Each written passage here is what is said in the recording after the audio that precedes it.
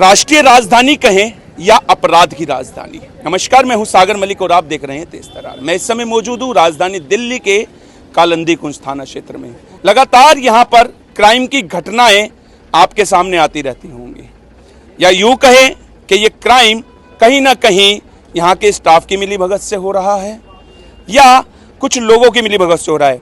ऐसा ही एक मामला हमारे सामने आया है, जहां कल रात को एक नहीं, दो नहीं, तीन नहीं, 4 घरों में एक ही रात में चोरी हो गई है।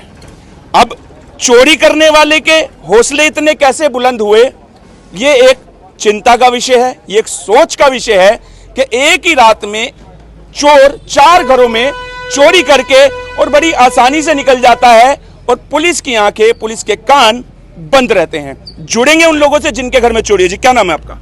मेरा नाम आनंद है।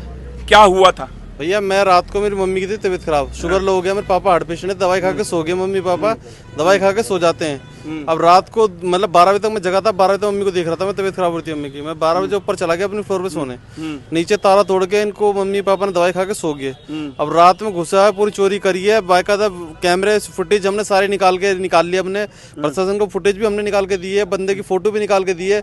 और जो बंदे की कहते हैं फोटो क्लियर नहीं आती, देखो फोटो भी एरी क्लियर हमने ढूंढ के दे दी। कैमरामैन को दिखा दे, एक बार ये फोटो दिखा दें। और बंदे की वीडियो। ये चोर बताया जा रहा है, जो कि ये फोटो के अंदर दिख रहा है, बता रहे हैं कि इसी ने चोरी की है। ये फोटो कहां से मिली आपको? ये हमने सारे जो जितने कैमरे आस पड़ोस में लग रहे हैं ना, हाँ। सारे कैमरों से फुटेज निकाली है हमने। फुटेज भी सारी हमने एक एक निकाल के दी है आसपास में सब जगह से। इस लड़के के घर में चोरी हुई है, इसने ही फुटेज निकाली अपने घर से, सबने निकाली है। प्रशासन कुछ नहीं हो रहा, हमारे 12 बजे तक सुनवाई नहीं हो रही। अगर मोदी जी की एक चेन चोरी हुई थी तो उनकी चेन मिल गई है, और हम दिन भर समर्थन करने वाले काम छोड़ के समर्थन करते हैं। हमारा जितना सामान चोरी हो रहा है, हमारी कोई सुनवाई नहीं है, हमारे नहीं, सब सोए पड़े हैं, कोई नहीं सुनने वाला। तो आपने इस बाबत थाने में कंप्लेंट दी, 112 की कॉल करी? सब 12 की कॉल मैंने सुबह 6 बजे से कर रही है। अब जाके मुझे एफआईआर की कॉपी मिली है। हमें एसएचओ साहब के जो नीचे सीनियर जूनियर हैं, उन्होंने मेरे को ऐसा उन्होंने दी है कॉपी। एफआईआर की कॉपी भी एक बारी मैं चाहूंगा मुझे दिखा दीजिए। कैमरामैन एफआईआर को जूम करके दिखा दें। ये फर्स्ट इंफॉर्मेशन रिपोर्ट है अंडर सेक्शन 173 BNS, और ये देखिए इसमें पूरा घटनाक्रम जो है लिखा हुआ है। और मेरे घर की चीजें चोरी हुई है, मेरी मम्मी की चीजें थी, पुरानी चीजें सब। लगभग तो कितने की चोरी हुई होगी? अब देखो कोई बिल तो रखता नहीं चीजों का, क्योंकि अंदाजा से कि 7-8 तोला सोना था हमारा। थोड़ा थोड़ा करके हमने लड़कियों की शादी के लिए जोड़ा था, बनाया था कि थोड़ा थोड़ा जोड़ के बनाएंगे। और चीजें थी चांदी की, वो बनाई। प्लस हमारे मकान के पेपर ले गया। 1-1.5 लाख रुपए कैश से, मेरे पापा रिटायर हुए थे 30 तारीख को, तो 1-1.5 लाख रुपए कैश ले गया।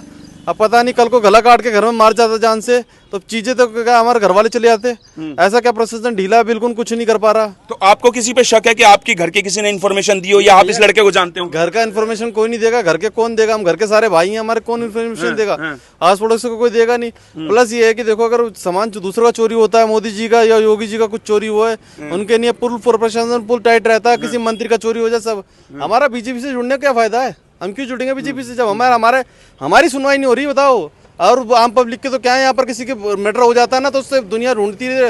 यहाँ सामान चोरी हो रहा, कोई नहीं ढूंढने वाला उसे। अच्छा, आपके भी घर में चोरी हुई है? जी सर। आप अपना नाम बता दीजिए। मेरा नाम सौरभ है, 1280 मकान प्लॉट नंबर मेरा है। अच्छा घर का। तो आपने जो ये फोटो दिखा रहे हैं भाई साहब, ये फोटो आपने भी देखी, यही वो चोर है? यही वो व्यक्ति है। हाँ, आपके पास भी फोटो है उसकी? मेरे घर पे भी कैमरे लगे हुए हैं। तो मेरे कैमरे में भी रिकॉर्डिंग आई है, तो सेम ही है, चोर वही है, और बस अलग अलग टाइमिंग पे इसने चोरी करी है। तो लगभग क्या समय रहा होगा जब आपके घर में चोरी हुई? मेरे घर पे चोरी करी इसने 2:25 पे। इसने ताला तोड़ा है मेरे घर का, क्योंकि नीचे वाले रूम में कोई नहीं सोता, सब ऊपर ही रहते हैं। तो नीचे रूम का ताला तोड़ के इसने अंदर घुसा है। अलमारी थी हमारी, उसमें सारा सामान वामान बिखरा है। बेड के चद्दर वद्दर, कंबल वम्बल सब कुछ उसने बिखरा के सब चेक करा है। और अलमारी में हमारे कैश रखा हुआ था कुछ 20,000 रुपए, और बाकी दादी के हमारी चीजें थी थोड़ी सोने की, झुमके थे, चैन थी, वो सब ले गया ये। बाकी इसने 10-15 मिनट घर के अंदर रहा है ये रिकॉर्डिंग के अनुसार, और सब कुछ बिखरा के सब चीज़ गया है। सुबह हम लोग उठे, जब मम्मी उठी, जब देखा नीचे जाके तो खुला हुआ था। हमें बुलाया सबको, तो फिर हमने तुरंत ही सबसे पहले कंप्लेन करी 112 पे। PCR आई, हमने कंप्लेन करी, कुछ नहीं छुआ हमने। तो फिर उसके बाद FIR दी गई हमें, लेकिन अभी तक कोई कार्रवाई हुई नहीं है, ना वो पकड़ में आया अभी तक चोर। उसका कुछ आता पता है। हमने जो भी निकाले, हमने फोटो इन्होंने निकाली, हमने निकाली, पुलिस की तरफ से भी कोई हमें अपडेट मिला ही नहीं है अभी तक।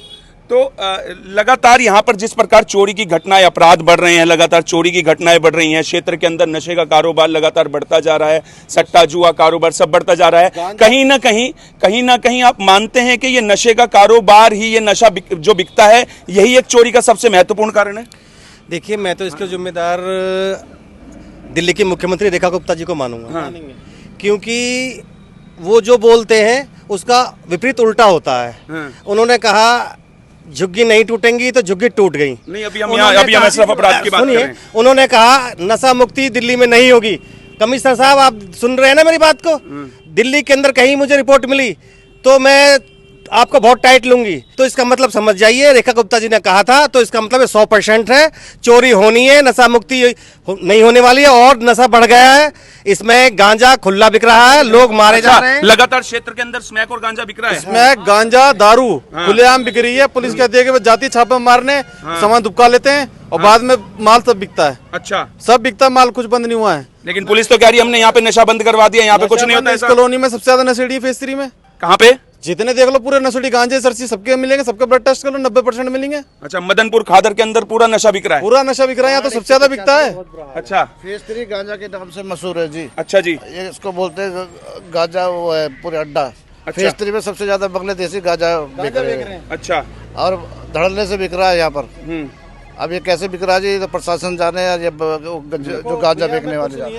अगर इस भाई का सामान, हमारा सामान मिल सकता है तो बीजेपी का समर्थन हमारा सबका रहेगा, पूरी कॉलोनी का रहेगा। नहीं तो हम सारे बीजेपी से सब समर्थन तोड़ देंगे, हम दोबारा जिंदगी में बीजेपी में नहीं आएंगे। मैं आपको बताऊं, देखो कुछ लोग ऐसे हैं जो एप्लीकेशन लेके जाते हैं, फिर उनको वो लोग घेर लेते हैं, उनको बोलते हैं कि तूने कंप्लेंट करी तो तुझे मार देंगे, जान से खत्म कर देंगे। आप अगर हम नशे के बारे में आज बोल रहे हैं, स्मैक के बारे में या गांजे के बारे में आज बोल रहे हैं, तो आप समझ सकते हैं कि अगला नंबर मेरा हो सकता है। क्योंकि यहाँ पे ये घटनाएं आए दिन घटी जा रही हैं। इसका कोई समाधान सोल्यूशन अभी तक नजर नहीं आ रहा है। और मैं मुख्यमंत्री से अनुरोध करता हूं कि ओखला विधानसभा के अंदर वार्ड 185 की तरफ नजर डालें और देखें कि यहाँ पे क्या हो रहा है। आपके प्रशासन पे थोड़ा टाइट कीजिए, ताकि जो गरीबों की सुनने वाला है कोई नहीं है। हर तरीके से गरीबी मारा जा रहा है। हम गरीब लोग हैं, हमारी रक्षा करने का आपका दायित्व बनता है। हमने आपको मुख्यमंत्री बनाया, वोट देके जिताया। कम से कम हमारी जमा पूंजी हम पूरी उम्र की जमा पूंजी जो कमा के लगाते हैं, घर में से कोई चोर उठा के ले जाता है उसको, तो ये तो बहुत गलत बात है ना। एक हार्ट पेशेंट व्यक्ति हैं, रिटायरमेंट हुए हैं, उनके घर से एक मोटी रकम चली जाती है, चीज चली जाती है, सोना चला जाता है, चांदी चला जाता है। ये कहाँ, ये बेचारे क्या करेंगे?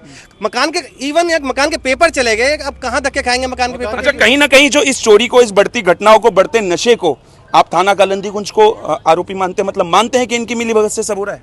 देखिए, अब इसमें मैं कह सकता हूं कि कहीं ना कहीं देखो, थाना एक ऐसी चीज, पुलिस एक ऐसी चीज होती है कि 1 घंटे के अंदर से चोर क्या कहीं भी हो उसे निकाल के लेके आ जाएंगे। अभी मर्डर होता है 2 मिनट में मिल जाता, तो फिर मैं कैसे कहूं?